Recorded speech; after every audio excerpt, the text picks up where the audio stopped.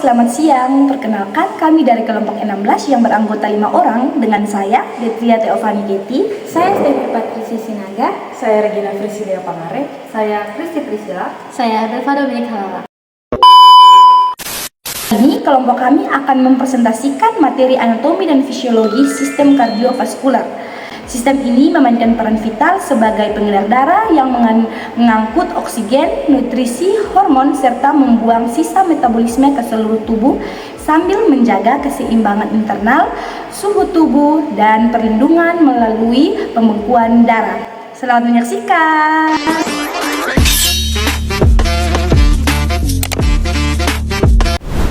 Saya akan menjelaskan sistem kardiovaskular dan organ jantung.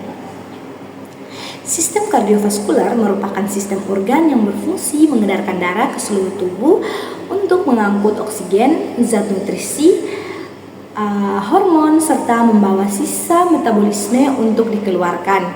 Sistem ini terdiri atas jantung, darah, dan pembuluh darah yang bekerja secara terkoordinasi untuk mempertahankan keseimbangan internal tubuh. Selain berperan dalam transportasi, sistem kardiovaskular juga berfungsi dalam pengaturan suhu tubuh dan perlindungan melalui mekanisme pembekuan darah.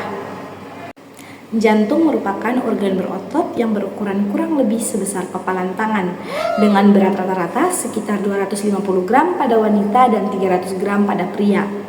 Jantung terletak di dalam rongga dada sebelah kiri, tepatnya di mediastinum, yaitu ruang di antara paru-paru dan berada di atas diafragma. Bagian ujung jantung yang runcing disebut apeks jantung yang mengarah ke bawah dan ke kiri, sedangkan bagian dasarnya disebut base jantung yang mengarah ke atas dan ke kanan. Jantung diselubungi oleh perikardium, yaitu membran pelindung yang terdiri dari perikardium fibrosa dan perikardium serosa yang berfungsi menjaga posisi jantung, mengurangi gesekan, serta mencegah jantung mengalami peregangan berlebihan. Baik, selanjutnya saya akan menjelaskan tentang struktur dari ruang jantung. Struktur dari jantung terdiri dari 3 lapisan utama. Yang pertama yaitu lapisan epikardium.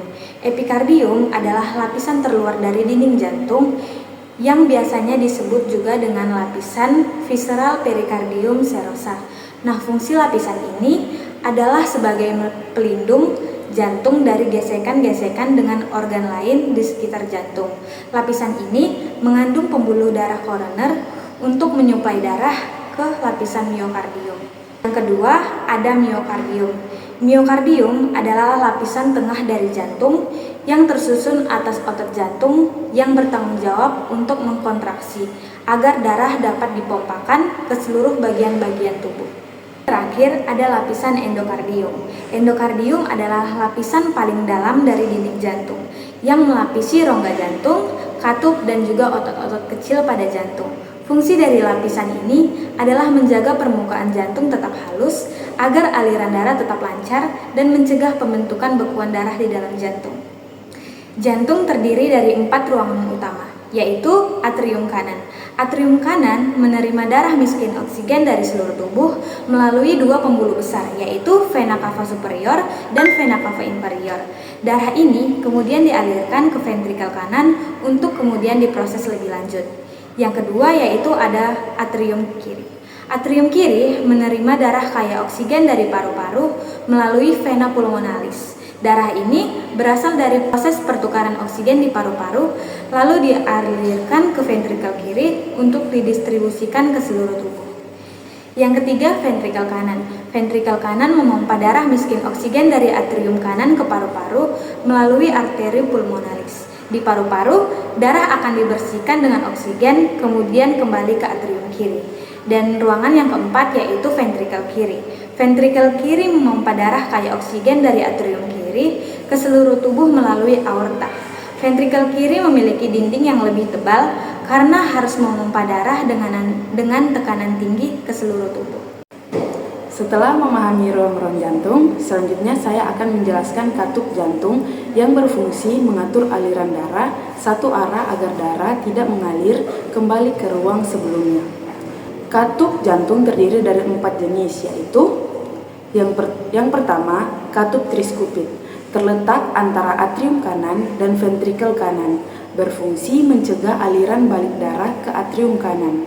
Penutupan katup triskupit bersama dengan katup mitral menghasilkan bunyi jantung pertama, S1, yang terdengar sebagai bunyi loop. Yang kedua, katup biskupit atau mitral, berada antara atrium kiri dan ventrikel kiri. Penutupan jantung mitral juga menimbulkan bunyi jantung pertama, S1, yang biasanya terdengar lebih jelas dan kuat di area apeks jantung. Yang ketiga, katup pulmonal, yang mengatur aliran darah dari ventrikel menuju arteri pulmonalis. Penutupan katup pulmonal menghasilkan bunyi jantung kedua, S2, yang terdengar sebagai bunyi dup. Yang keempat, katup aorta, berada di antara ventrikel kiri dan aorta. Katup ini berfungsi mengatur aliran darah dari ventrikel kiri ke seluruh tubuh melalui aorta. Penutupan katup aorta juga menimbulkan bunyi jantung kedua, S2, yang biasanya terdengar lebih keras dibandingkan bunyi dari katup pulmonal. Oke baik, selanjutnya saya akan menjelaskan pada bagian pembuluh darah. Pembuluh darah ini dibedakan menjadi arteri, arteriol, kapiler, venula, dan vena yang tersusun secara berurutan dan saling berhubungan dalam sistem sirkulasi darah. Aliran darah dimulai dari arteri, yaitu pembuluh darah yang membawa darah keluar dari jantung menuju organ dan jaringan tubuh. Arteri ini memiliki dinding tebal dan elastis karena harus menahan tekanan darah yang tinggi. Semakin jauh dari jantung, arteri bercabang menjadi pembuluh yang kecil yang disebut arteriol. Arteriol kemudian bercabang menjadi kapiler, yaitu pembuluh darah yang paling kecil dengan dinding yang sangat tipis, yang hanya terdiri dari satu lapisan sel. Kapiler berfungsi sebagai tempat pertukaran oksigen, nutrisi, karbon dioksida, dan sisa metabolisme antara darah dan sel-sel tubuh. Dari kapiler, darah mengalir ke venula, yang mengumpulkan darah dari jaringan dan selanjutnya bergabung membentuk vena. Vena membawa darah kembali ke jantung, memiliki dinding lebih tipis dan tekanan yang lebih rendah, serta dilengkapi katup untuk mencegah aliran balik darah, terutama di bagian tubuh bawah. Sirkulasi darah melalui jantung dimulai dari darah yang rendah oksigen yang berasal dari seluruh jaringan tubuh. Darah tersebut masuk ke jantung melalui vena cava superior dan vena cava inferior, kemudian terkumpul di atrium kanan. Dari atrium kanan, darah mengalir ke ventrikel kanan melalui katup tricuspidalis yang berfungsi mencegah aliran balik darah ke atrium kanan. Selanjutnya, saat ventrikel kanan berkontraksi, darah dipompa melalui katup pulmonal menuju arteri pulmonalis untuk dialirkan ke paru-paru, tempat terjadinya pertukaran gas, yaitu pelepasan karbon dioksida dan pengambilan oksigen. Setelah proses pertukaran gas di paru-paru, darah yang telah kaya oksigen kembali ke jantung melalui vena pulmonalis dan masuk ke atrium kiri. Dari atrium kiri, darah mengalir ke ventrikel kiri melalui katup bicuspidalis atau mitral yang berfungsi mencegah aliran balik darah ke atrium kiri. Ventrikel kiri kemudian memompa darah kaya oksigen melalui katup aorta menuju aorta untuk selanjutnya diedarkan ke seluruh jaringan tubuh. Proses sirkulasi darah ini memastikan seluruh sel tubuh memperoleh oksigen, nutrisi, dan hormon yang diperlukan untuk menjalankan fungsi metabolisme secara optimal. Selanjutnya, saya akan menjelaskan pada bagian fisiologis siklus jantung. Fisiologi sistem kardiovaskular melibatkan siklus jantung yang terdiri atas fase sistol dan diastol. Sistol merupakan fase kontraksi jantung yang berfungsi memompa darah keluar dari jantung. Sedangkan diastol adalah fase relaksasi yang memungkinkan jantung terisi darah.